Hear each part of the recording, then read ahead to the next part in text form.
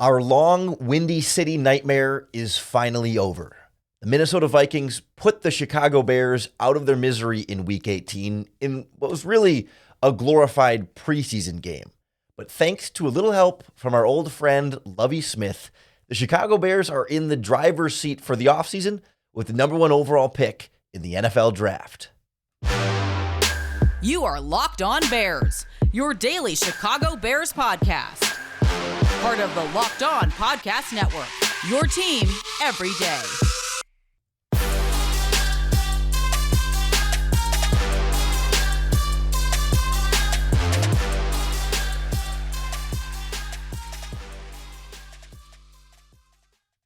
This is Locked On Bears, and I'm your host, Lorin Cox. I'm here to bring you your daily, in-depth Chicago Bears news and analysis. You can follow me on Twitter at CoxSports1. You can follow the podcast on Twitter at Locked On Bears. You can like Locked On Bears on Facebook. Join the Locked On Bears Facebook group for even more Bears talk. And make sure you hit that subscribe button on the Locked On Bears YouTube channel to keep up with all of our video podcasts as well. Thanks for making Locked On Bears your first listen today. This podcast is sponsored by BetterHelp. It's not a crisis line. It's not self-help. It's professional therapy done securely online, available to people worldwide. And they have a special offer for Locked On Bears listeners. Get 10% off your first month at betterhelp.com/lockedon. On the show today, we put a little bow on the end of the Chicago Bears regular season. We're not going to spend a ton of time talking about what we saw on the field against the Minnesota Vikings because it was about as meaningless of a regular season game as maybe we've ever seen in Chicago Bears history. It's got to be up there, at least in my lifetime. But we will talk about a few things that stood out from that game. We'll reflect on this Bears season as a whole and really make sure we take stock of what we endured for this entire season and kind of what it means, put it in context for the franchise and for where the team is now and where the team is moving forward. And we'll wrap up with a thank you and a reflection on Lovie Smith and the help the Houston Texans, maybe inadvertently, but still the help the Houston Texans gave the Chicago Bears in in securing the number 1 overall pick, and a guy in Lovie Smith who kind of got the short end of the stick again and seems to have run into this in different ways at multiple stops in his career. And it feels bad, right? We feel bad for Lovie Smith, not to just pity him, but to acknowledge the rough treatment he's often gotten in his career. But we still need to wrap up this regular season. And we're not going to come on this podcast today and do an in-depth breakdown on Nathan Peterman throwing against this Minnesota Vikings secondary or this Bears defense and the struggles they had against the Vikings offense, right? I'm not planning on doing an all-22 podcast about it this week, and then unless something wild pops up or comes up or something important, but it's not a game we need to get into a lot of detail in, but I think we can acknowledge that it wasn't completely meaningless. It was meaningless for the outcome, but there were things to notice from that game. I think mainly Velus Jones played pretty well, better than we had seen him play for most of this season. And for me, it does go beyond just the touchdown. It was a nice touchdown, right? I mean, he kept his feet in bounds and ran his way down the sideline there. And I think the Vikings kind of thought he was out of bounds. It was one of those week 18, no one's giving full 100% complete effort to really get him out of bounds. I wonder if in a different week, if maybe the Vikings are a little bit more deliberate about making sure they push him out of bounds instead of just sort of assuming he's going to get out of bounds. That's not to take anything away from Velus Jones, but the point there being, 42-yard touchdown run was a good reminder of what he is and what he's capable of, and that he can be a big play, explosive threat on this offense. He was responsible for the Bears' 2 longest plays on offense, the 42-yard run and a 28-yard catch in the first quarter. And that was the other play I wanted to mention here, was that early on in that game, it was kind of a back shoulder throw where there was contact from the cornerback, and he kind of pushed off, well, not pushed off illegally, but, worked through the contact and turned around and brought it back shoulder in a way that we haven't seen Velus Jones do this season in a Chicago Bears uniform? That's not to say we should now expect him to be a primary wide receiver option for the team next season, but it was nice. It was a nice reminder of A, what he's capable of and what he showed us in college, but B, an example of it translating a little bit more into the NFL than we've seen it function earlier this season, and maybe some signs of growth there as a receiver, as a pass catcher, getting some confidence and some comfort in this Bears offense. And a reminder that, yeah, he's not going to be a number 1 or number 2 wide receiver, maybe ever, but certainly not anytime soon. But as a gadget player in some specific roles, he can still be a contributor to this Bears offense. It's just to be determined how large of a contributor to this Bears offense. I'd also like to mention a play at the end of the game, not Velus Jones, but Chase Claypool. The last interception, of the game that Tim Boyle threw late in the fourth quarter. He chucks it up deep to Chase Claypool. Claypool was open, and he was running vertical. And that's like I got to double check the yard line it was on, but that's a explosive passing touchdown on that play if the quarterback can throw it anywhere close to accurate, right? He underthrew it so badly that it was intercepted there. But had he thrown it accurately, let's see, the play was from the Bears' own 24-yard line.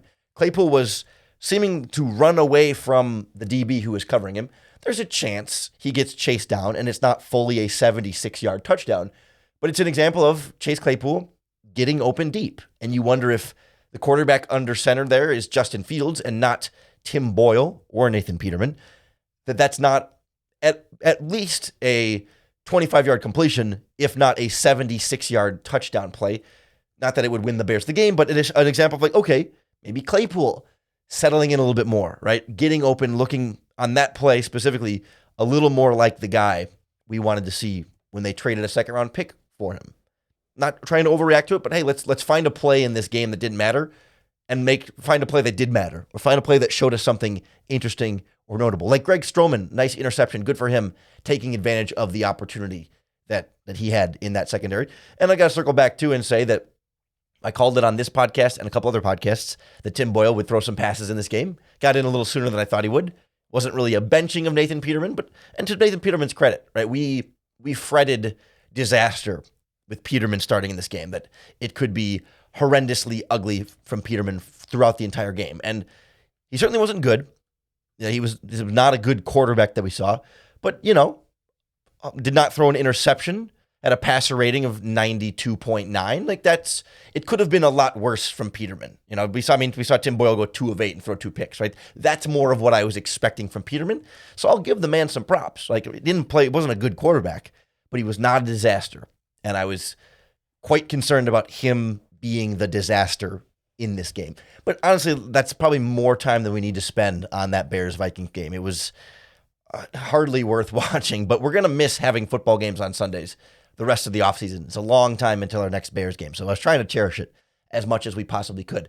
But it puts a bow on a Bears season that is historically bad and yet somehow doesn't feel historically bad. Doesn't feel like even quite on the same plane as some of the recent bad Bears seasons we've been around. We'll kind of reflect on how this season fits in modern Bears history and why it, despite how bad it was, why it feels different than so many others. Next on Locked On Bears.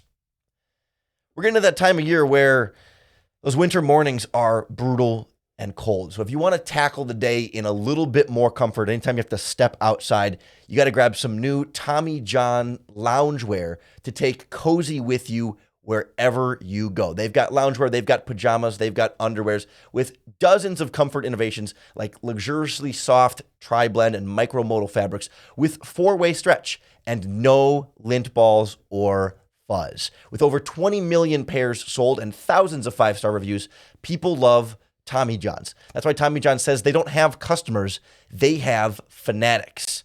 It's all backed by Tommy John's best pair you'll ever wear, or it's free guarantee.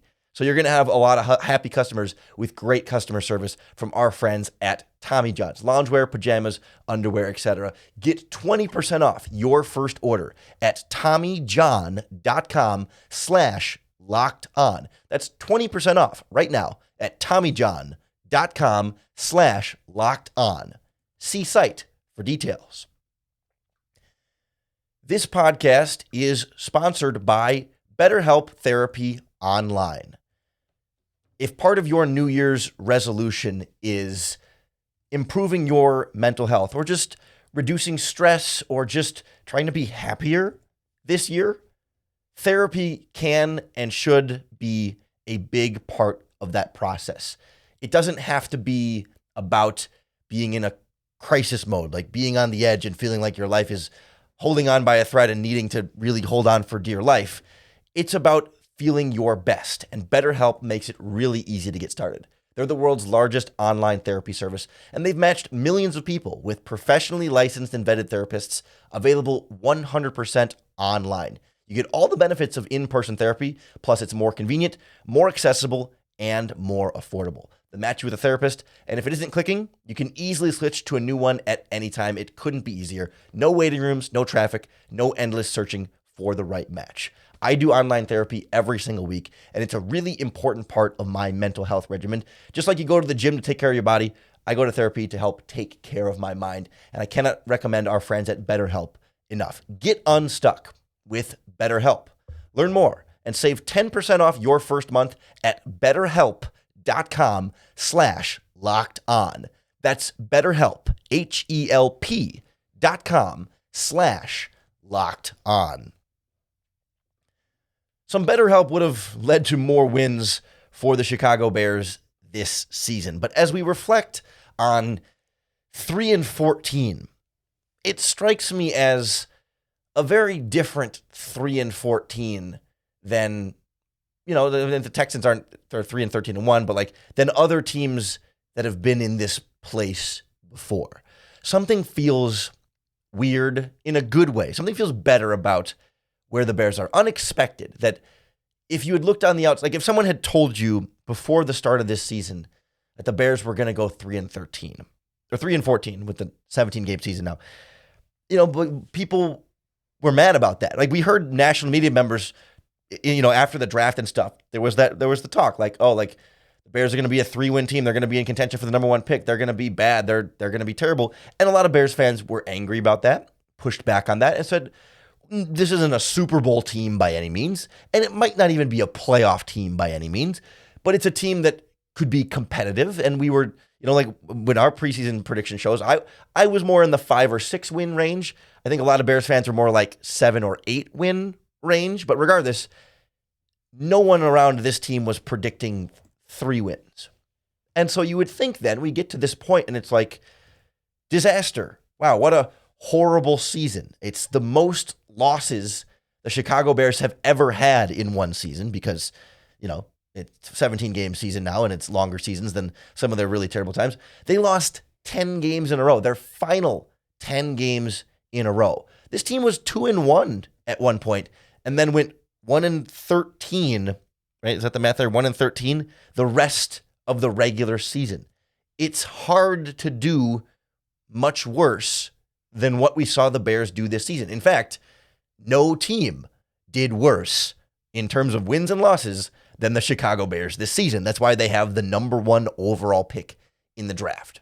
So you would think then that we would be depressed or panicked or, upset and worried and just defeated, right? Oh my God, this team is terrible and nothing is going right, and this franchise is at rock bottom, and it's just not, there's no hope, or there's just everything is so wrong, and it's going to take so much work to turn things around.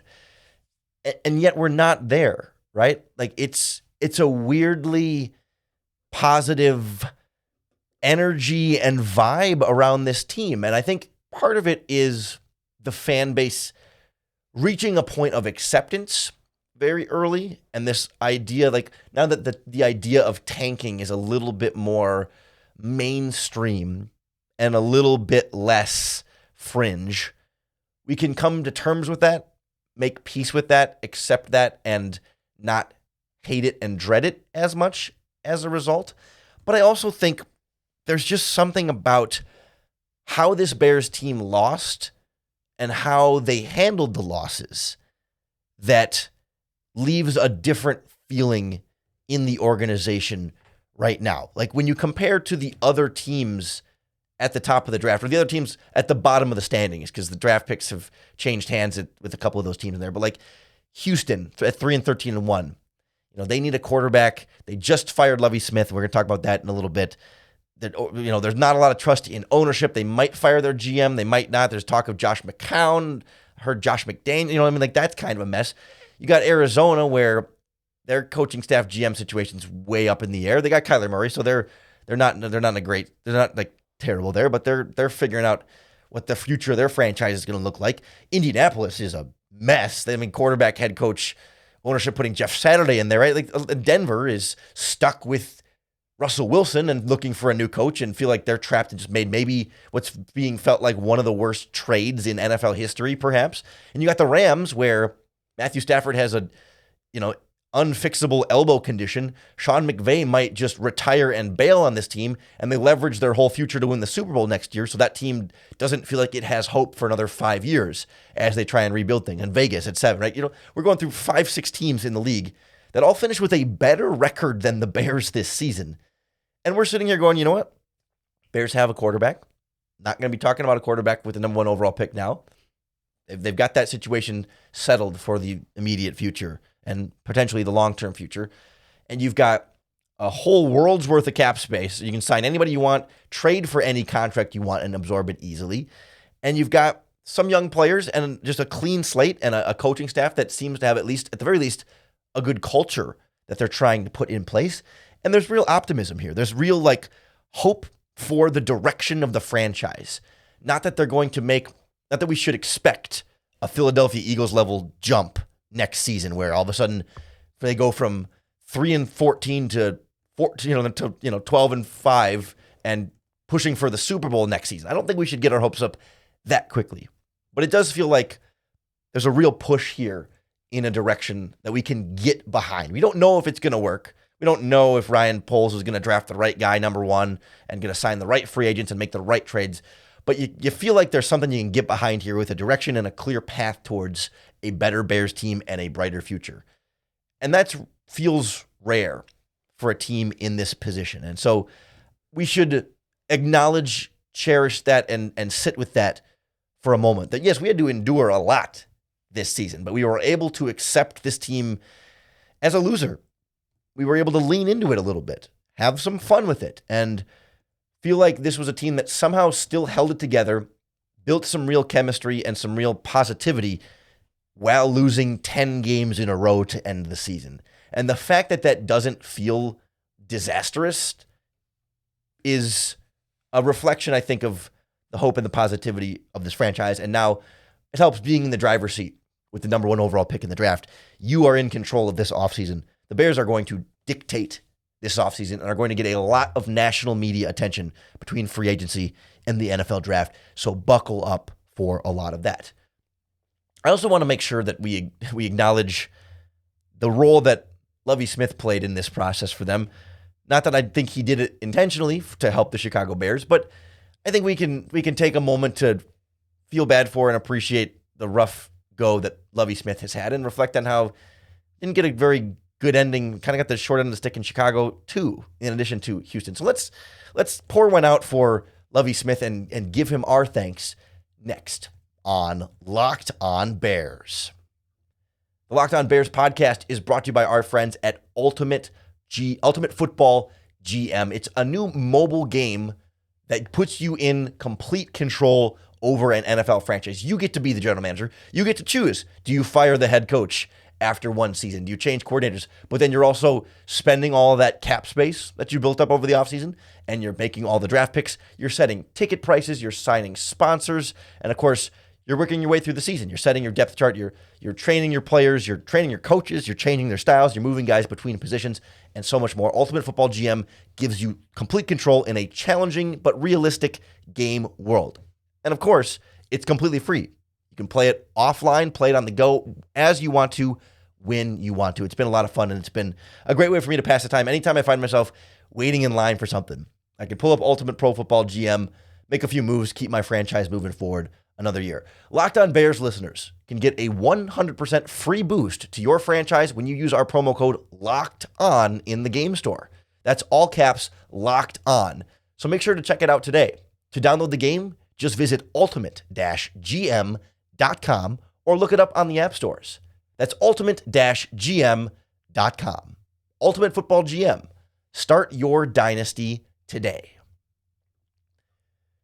For a little while there, it felt like the Bears were building a mini dynasty with Lovie Smith in those years. When you had the defense, you went to the Super Bowl and then back to the AFC Championship game. It's not like a championship dynasty, but it's a perennial winner, a consistent winner, a team that you felt like every year at the time that if Jay Cutler could stay healthy and they could get through the season, right, that they were going to be in the playoff push, even if Super Bowl is a lofty expectation. And so we got so much good from Lovie Smith over those years. And I think the fan base generally has a good appreciation for Lovie Smith. And it sucks to see him get screwed by the Houston Texans. Like, we knew this was going to happen. It was not a secret in any real appreciable way that he was kind of just a one-year fill-in coach for the Texans, and that barring some miracle, he was likely going to be fired after the season.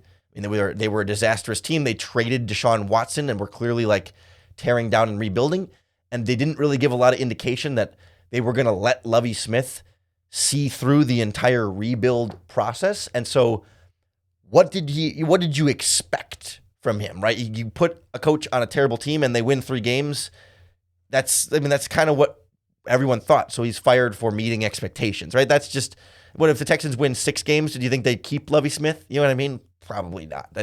Unless they went on some miracle playoff run with Davis Mills, and we saw. The Bears beat the Texans this season. We saw how bad that Texans team was this year. So that's where I feel like Lovie Smith was screwed from the start, and wasn't a fair situation for him. I get that, you take the NFL just like Jeff Saturday, right? They offer you the job. You're going to say no? There's only 32 of those, and how often do you get, how many opportunities are you going to get? But man, just an unwinnable, untenable situation that puts him in a bad position. Good for Lovie Smith, though, for pushing his team to win that last game of the regular season for the Houston Texans. Good for the Chicago Bears as well. And by no means was there any consideration of that for Lovie. It's a nice byproduct, but Lovie Smith doesn't go into that game saying, hey, we need to win this game to help out the Chicago Bears. He wanted to win that game because, every football coach who is employed by a team innately wants to win the game that they're coaching. That's why they're in the job. And beyond that, being able to rally that team and get them to win in a big divisional game.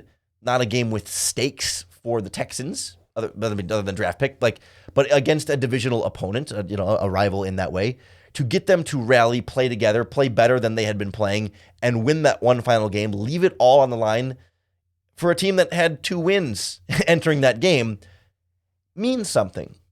That holds some weight. That shows the next potential employer, whether it's another college team like Illinois, or if he wants to be a defensive coordinator like he was with the Texans before they promoted him to head coach, or perhaps a senior defensive assistant on the Chicago Bears coaching staff. It shows other teams, employers, front offices, schools that, hey, he can rally men and he can lead a football team and go for it on multiple 4th downs late in the game and win and make those tough decisions and somehow, some way pull it off and still be a coach who can connect with players, who can win football games, who knows how to win and knows what he's doing. And that the 3-win record with the Texans is more a reflection of the Texans than it is of Lovie Smith. And it just feels like he got screwed again. And, he felt like he got screwed when the Bears fired him after he was 10-6. They missed the playoffs. I get it. And I'm not even necessarily saying that, they should have kept him. That's an argument for a different podcast. And, were we all mad when they fired him at 10-6? No, the fan base was not all mad. A lot of the fan base was happy to see Lovie Smith go, right? There's some revisionist history that happens with this. But the point being, he definitely got screwed a little bit by the Bears. He won 10 games and got fired. That's very few coaches does that happen to. And he got screwed by the Texans. And, even at Illinois, I don't think he got screwed, but of course he leaves. Brett Bielema comes in, and Illinois is good again, and he recruited some of those players and was a part of that process. So, I don't know. It just feels like it's been really tough sledding for Lovie Smith. And he gave us so much in Chicago as the head coach, and now gives us a little bit more in the form of the number one overall pick as the head coach of another football team. So, let's appreciate Lovie Smith. Let's love Lovie Smith. And maybe, just maybe, open our arms to Lovie Smith. He's sort of in this same coaching umbrella as Matt Eberflus. Of course, defensive coordinator Rod Marinelli from the Bears came up under Lovie Smith. Rod Marinelli later goes to the Texans, brings on Matt Eberflus. Eberflus and Rod Marinelli, kind of similar sort of style system, grew together. A lot of mutual friends there, a lot of connections there. Is there room for Lovie Smith on the Chicago Bears coaching staff? It's a question you've seen some Bears fans dance around. They're not going to fire Alan Williams, the defensive coordinator, and name Lovie Smith defensive coordinator. I don't think Lovie Smith is going to come to Chicago and be a position coach. I don't think he's going to come coach the DBs necessarily. But is there room for him, especially just this 1 year after being fired, as a senior defensive assistant, as assistant head coach, as a consultant, right? Think about last year when Mike Pettin, the former Packers defensive coordinator, was on the Bears coaching staff, that kind of role, where he's not really coaching any position, but he's in the meetings, he's having those conversations. He's not allowed to make any big decisions by himself, but he can chime in and say, hey, I've been a head coach for multiple franchises, and I've been to the Super Bowl and the playoffs many times, and also led colleges, and and have good perspective and be able to contribute perspective without relying on Lovie Smith to solely make those decisions. Because, we can evaluate Lovie Smith as a coach separately, but it's not like he's the genius defensive coordinator, but he's got a lot of experience and a lot of value in that way. So we don't know anything about Lovie Smith and the Bears coming together, but just something, let's have open arms. Let's keep an open mind to it and bring him back in Chicago, even just in this sort of minor role, just for old time's sake, because he did so much for this franchise. Can we give him a leg up? A guy who's on some tough times, who keeps getting screwed by the league a little bit. Can he come to Chicago, have a little fun, get back to his roots here a little bit more? I mean, roots, not his Bears roots, not like his life roots. And, let's see that beard back on those Soldier Field sidelines. I think it'd be fun. I would love to see Lovie Smith back on this Bears coaching staff in a small but senior role as a part of this team. Certainly, any and all coaching staff updates we get this offseason, you can be sure we're going to break it down for you right here on the Locked On Bears podcast. So make sure you hit that subscribe button wherever you're listening to the podcast or on the Locked On Bears YouTube channel to keep up with all of our video podcasts as well. Thanks for making Locked On Bears your first listen today, and hopefully every single day. If you're looking for your second listen, check out the Locked On NFL podcast for the league-wide perspective from a rotating cast of hosts here on the Locked On Podcast Network, especially with the Bears out of the mix now. They'll be talking playoff football and a lot of these other teams. But we're going to be talking Bears offseason and still kind of looking back at this regular season for the time being. We're not going anywhere. We're here for you all offseason. Although, programming note, I am going somewhere. I'm going to Europe later this week. So it's not going to be a full 5 days of podcasts this week. Sure be Monday, Tuesday, Wednesday. Probably a Thursday podcast, but no Friday podcast. Going to try and record something in advance to put out Monday and or Tuesday. I'm back Wednesday, so there should be a Thursday and Friday podcast next week. I'm leaving Wednesday to Wednesday, going to Iceland and then France and then back here. So not going to be a full couple weeks of podcast. Season's over. I'm going to get out of the country for a little while. So programming note there, but we will be back. We'll be here for you all off season long. And of course, we're always going to be here to give you that next opportunity to bear down.